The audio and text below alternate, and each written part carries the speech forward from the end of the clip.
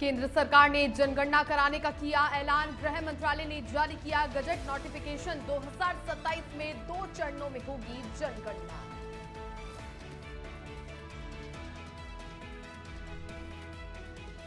CM योगी का अंबेडकर नगर दौरा। शिव बाबा धाम में 1184 करोड़ की परियोजनाओं का लोकार्पण। बोले उत्तर प्रदेश अब विकास और विरासत की पहचान।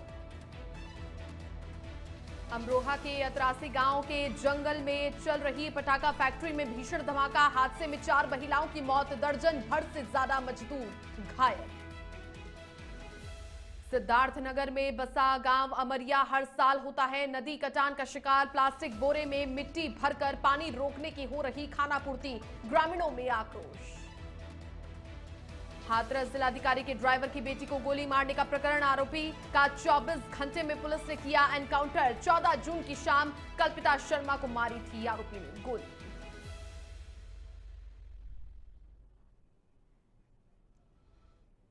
नमस्कार, वंदे भारतम नेशन 27 देख रहे हैं आप और आपके साथ हूं मैं छवि फागना। बुलेटिन की शुरुआत करते हैं। भारत में जनगणना साल 2027 में होगी, इसे लेकर के अधिसूचना जारी कर दी गई है। गृह मंत्री अमित शाह ने इसकी जानकारी दी। केंद्र सरकार ने ये घोषणा कर दी है कि भारत की जनसंख्या की जनगणना साल 2027 के दौरान की जाएगी। राजपत्र अधिसूचना जारी किया गया है और आपकी टीवी स्क्रीन पर ये राजपत्र है और ये नोटिफिकेशन है कि अब साल 2027 में जनगणना की जाएगी। सरकार की ओर से जिस तरह से केंद्र सरकार ने कैबिनेट की बैठक में फैसला लिया था कि अब वक्त आ गया है जनगणना कराने का, इसको लेकर के टीम बनाई गई, कमेटी बनाई गई। उसके बाद में अब ये तय कर लिया गया है साल 2027 में 2 चरणों में जनगणना की जाएगी। सब जानते हैं कि जलवायु परिवर्तन और ग्लोबल वार्मिंग के कारण आज पूरा विश्व आपदाओं से चिंतित है, मगर हम सब के लिए आनंद का विषय है कि 10 साल के अंदर एनडीएमए, एनडीआरएफ और सीडीआरआई, ये 3 संस्थाओं ने भारत को आपदा प्रबंधन के क्षेत्र में ग्लोबल लीडर बनाने के करीब ले जाकर खड़ा कर दिया है और ये हम सब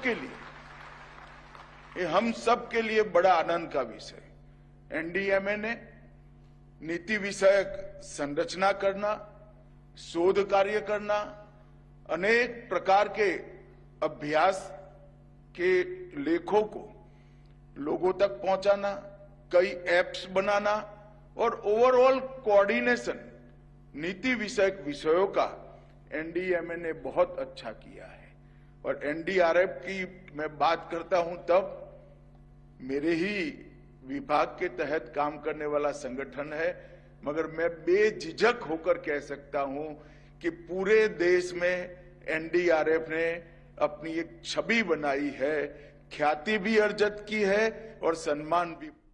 मुख्यमंत्री योगी आदित्यनाथ अंबेडकर नगर के शिव बाबा धाम का दौरा करेंगे। वो यहां से प्रदेश के कृषक दुर्घटना बीमा के लाभार्थियों को आर्थिक सहायता का वितरण करेंगे। मुख्यमंत्री दोपहर करीब 3 बजे शिव बाबा धाम पहुंचेंगे। उनके स्वागत के लिए पंडाल भी तैयार किया गया। कार्यक्रम में 198 परियोजनाओं का लोकार्पण और शिलान्यास होगा। इन परियोजनाओं की कुल लागत 1184 करोड़ रुपए है। मुख्यमंत्री नव नियुक्त डॉक्टर आशा और आंगनबाड़ी कार्यकर्ताओं को नियुक्ति पत्र वितरित करेंगे।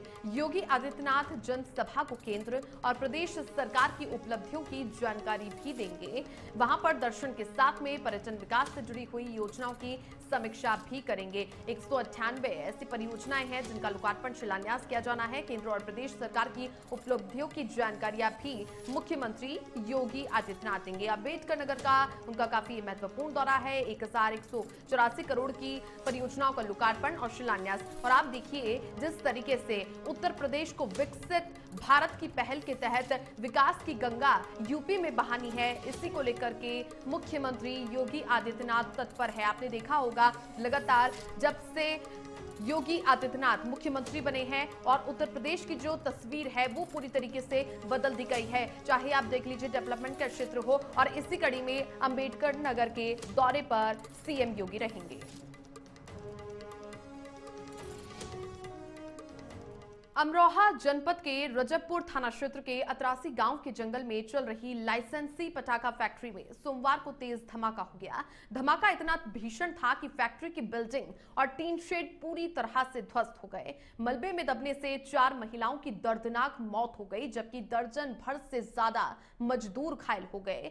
सूचना मिलते ही पुलिस और प्रशासनिक अमला मौके पर पहुंच गया। राहत और बचाव कार्य फिलहाल अभी तक भी जारी है। मलबे में दबे हुए अन्य मजदूरों को निकालने की कोशिश की जा रही है। मौके पर पहुंचे एसपी अमित कुमार आनंद और डीएम निधि गुप्ता वत्स पूरे घटनाक्रम की निगरानी कर रही हैं। फिलहाल मृतकों के शवों को पोस्टमार्टम के लिए अमरोहा भेजा गया है। घटना के बाद इलाके में हड़कंप मच गया। पुलिस हर तरह से, हर एंगल से मामले की जांच पड़ताल करने में जुटी हुई है। आपने देखा कि जिस तरीके से पटाखा फैक्ट्री में ये भीषण धमाका हुआ है, काफी भीषण ये धमाका था और दर्दनाक आप कहें कि ये पूरी दुर्घटना है। और पटाखा फैक्ट्री में जिस समय ये ब्लास्ट हुआ उस समय मजदूर इसमें काम कर रहे थे।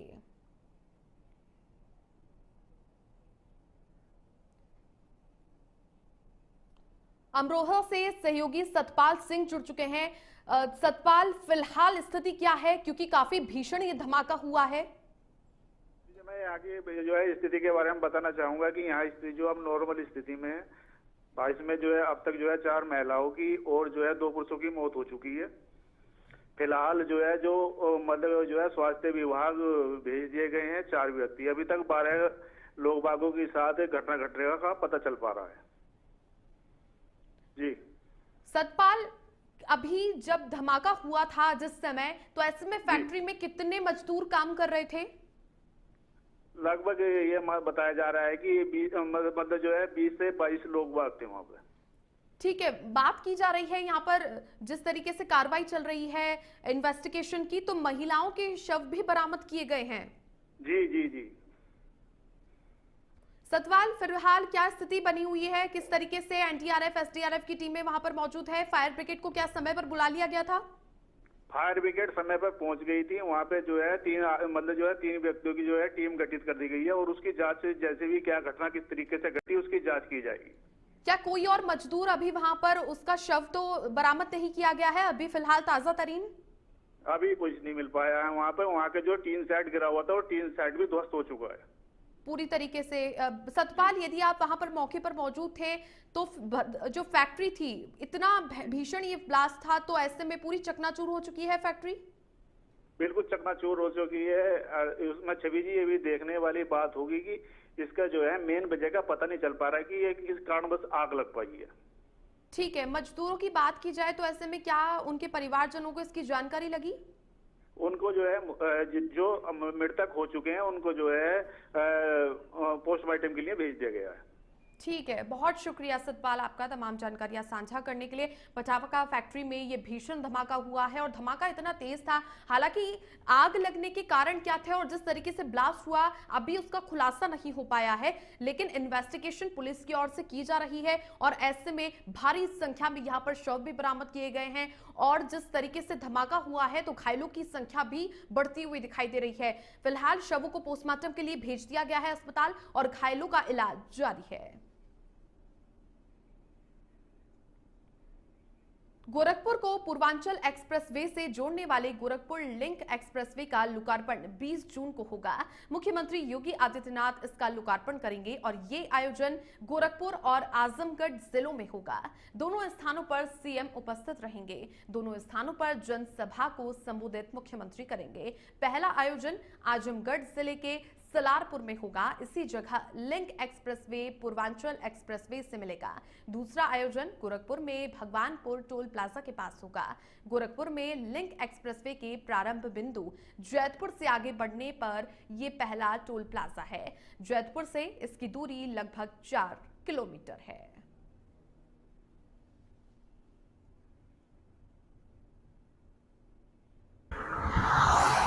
इस वक्त मैं गोरखपुर लिंक एक्सप्रेसवे पर मौजूद हूं। आपको तस्वीरों में पहले दिखाऊंगा। आप सामने देखिए, बोर्ड पर लिखा हुआ गोरखपुर लिंक एक्सप्रेसवे आपका स्वागत करता है। आपको बता दें, यूपी के सीएम योगी आदित्यनाथ बहुत जल्द इस लिंक एक्सप्रेसवे का उद्घाटन करने वाले हैं। आपको यह भी मैं बता दूं, इस लिंक एक्सप्रेसवे की जो लंबाई है वो 51 91.5 किलोमीटर लंबा है और इसको बनाने में करीब 7,238 करोड़ रुपए की लागत आई है। और ये जो जमीन आप देख रहे हैं, ये जो एक्सप्रेसवे बना, ये लो लैंड भूमि थी, यानी यहाँ पर एक्सप्रेसवे बनने बहुत मुश्किल था, लेकिन उत्तर प्रदेश के मुख्यमंत्री का ये ड्रीम प्रोजेक्ट था और इसको बनाने में काफी कड़ी मेहनत हुई और लगातार सीएम योगी इसको मॉनिटर भी करते रहे। और यही वजह है कि अब ये लिंक एक्सप्रेसवे पूरी तरीके से बनकर तैयार है और बहुत जल्द प्रदेश के मुखिया सीएम योगी आदित्यनाथ इसका उद्घाटन करेंगे। गोरखपुर से नेशन 27 के लिए जफर खान। सिद्धार्थनगर जिले में जोगिया राप्ती नदी के तट पर बसा हुआ गांव अमरिया हर साल नदी कटान का शिकार होता है। राप्ती नदी कई बार इस गांव को निगल चुकी, दोबारा निगलने को वो आतुर है। एक बार फिर कटान रोकने को लेकर प्लास्टिक बोरे में मिट्टी भरकर रोकने की कवायदें की जा रही हैं, जिसका ग्रामीणों ने विरोध करना शुरू कर दिया। कई बार पहले भी हुए कार्य से गांव का कोई लाभ नहीं हो पाया। नदी काटती ही जा रही, कटान रुकने का नाम नहीं ले रहा।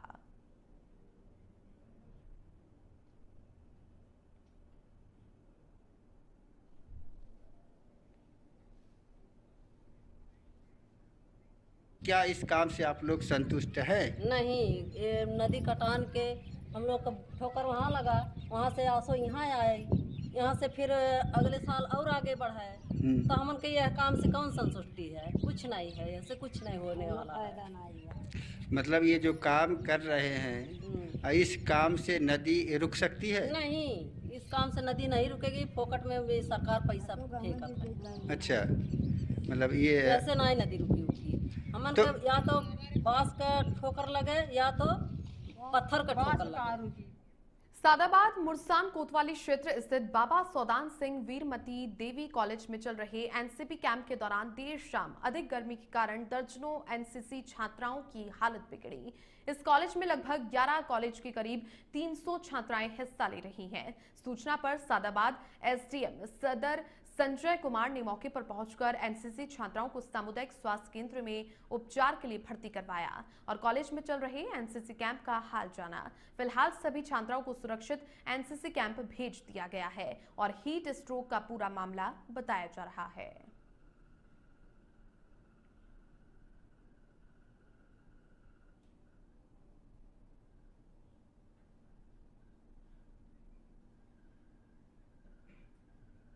बिजनौर में अहिल्याबाई होलकर के नाम से लगे बोर्ड पर पोती गई कालिक। असामाजिक तत्वों ने गांव के चौराहे पर लगे हुए बोर्ड के साथ छेड़छाड़ की। बोर्ड के साथ की गई छेड़छाड़ के बाद पाल समाज में रोष व्याप्त है। बीती रात 7 जून को अहिल्याबाई होलकर के नाम से बोर्ड लगाया गया था। पाल समाज के लोगों ने गांव के दूसरे समाज के लोगों पर आरोप लगाए हैं। पाल समाज ने शिकायत दर्ज करवा दी है। फिलहाल पुलिस जांच पड़ताल करने में जुटी हुई है। हीमपुर दीपा थाना क्षेत्र के गांव झाल का ये मामला है।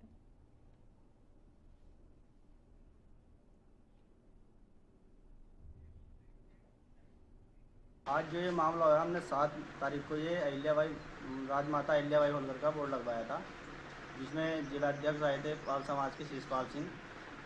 उनके द्वारा इनका अनावरण किया गया और कुछ असामाजिक तत्वों द्वारा इसको उस रात को 7 तारीख की रात को उखाड़ने की कोशिश की गई, जिसको वे उखाड़ नहीं पाए। वो हमने सीधा करा दिया था।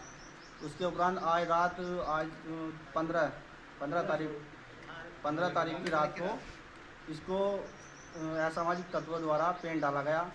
पाल समाज की राजमाता अहिल्याबाई की होलकर को। बदायूं में बारातियों से भारी कार अनियंत्रित होकर के हाईवे पर पलट गई। हादसे में आधा दर्जन लोग गंभीर रूप से घायल हो गए। बिलसी से बारात लेकर के दिल्ली ये बाराती जा रहे थे। हादसे में हुए हादसे के बाद चीख पुकार मच गई है। मामले की सूचना पर पुलिस मौके पर पहुंची। मामला मुजरिया थाना क्षेत्र के कोल्हाई गांव के पास है। बारात जा रही थी और ऐसे में ये हादसा हुआ। मामले की सूचना पर पुलिस पहुंच गई है। अनियंत्रित होकर के कार हाईवे पर पलट गई। हाईवे में आधा दर्जन लोग गंभीर रूप से घायल हो गए।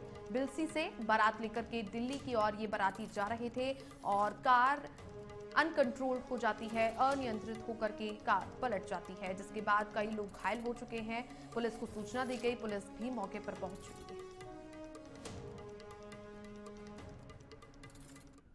बुलेटिन में वक्त हो चला है एक छोटे से ब्रेक का।